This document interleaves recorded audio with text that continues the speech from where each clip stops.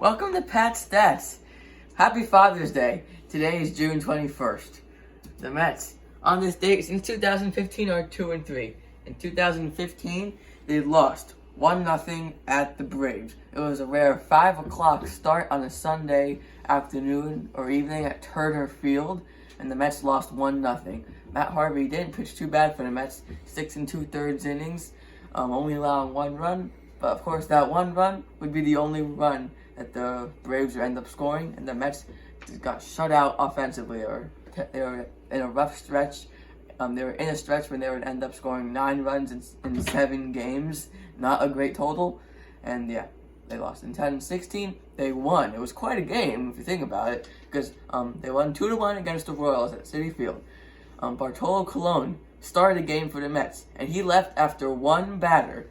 The first batter of the game, he had a line drive to Bartolo Colon's hand. It hit him in the wrist. It deflected to the second baseman, Neil Walker, who threw the first for the out, but Bartolo Colon had to leave the game. The Mets bullpen finished up the game. Hansel Robles, Eric Goodell, Jerry Blevins, Addison Reed, and Jerry's Familia all pitched throughout that game, and the Mets bullpen held on to the 2-1 win for the Mets. Cespedes and Cabrera hit home runs.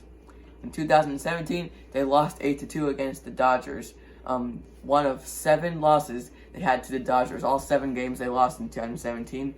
And Tyler Pill, it was his 3rd or so start in the major leagues.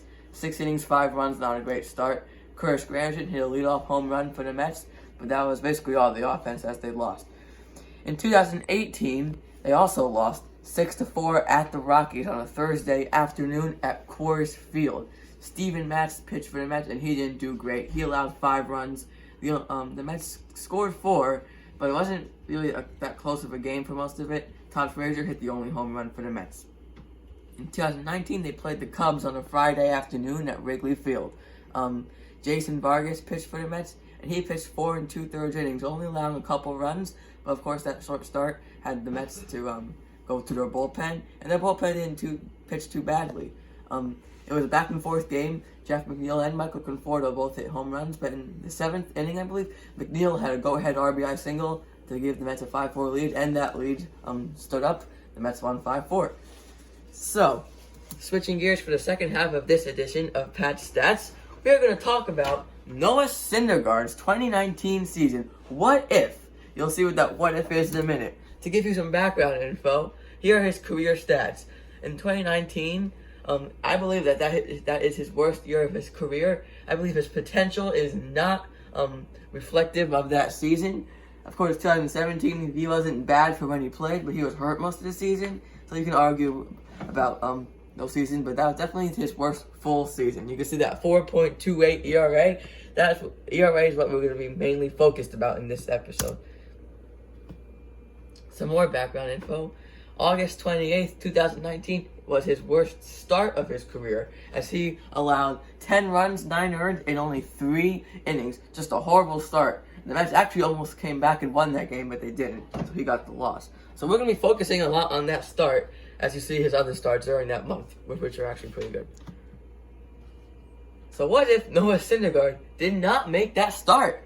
So simply, for his ERA, if that start completely out, he would have had a 3.93 ERA as opposed to that 4.28. That's a .35 difference. That's a big difference. I mean, those 9 runs in 3 innings, that means a lot. But that's not fair. You can't just take away a guy's start. I mean, yes, it happened and he didn't do too well, but you can't just take it away. So, let's replace that start with actual stats. So Noah Syndergaard allowed 84 runs in 194 2/3 innings, excluding that August 28th start. That would equal about 2.7 runs per start and 6.26 innings per start. And for the innings, it's going to be decimals, even though you can't pitch 6.26 innings. Rounding it is too big of a leap, so the ERA will be a .01 or 2, about, give or take. And that will lead to a 3.93 ERA also. So, this method equals the same as if you took it out. But that's also not that fair, because it'll always be about the same. Sure, you can still take the averages and it'll be the same, but there's a better way to talk about averages, and that way is by using averages rather than the counting stats. In this case, that's going to be earned runs. So, instead of taking the average runs he allowed every start, we'll take the average earned run average, which is the ERA of every start, which is 4.29, excluding that August 28th start. And so basically what that means, 4.29 runs per 9 innings. But Noah Syndergaard does not pitch 9 innings every day, so we have to cut that down to his innings totals. So he averages about 5.78 innings per start, excluding that August 28th start. If he allows 4.29 runs in 9 innings, then he'd allow 2.76 in 5 innings. So that's about the average there. So that's what we're going to replace.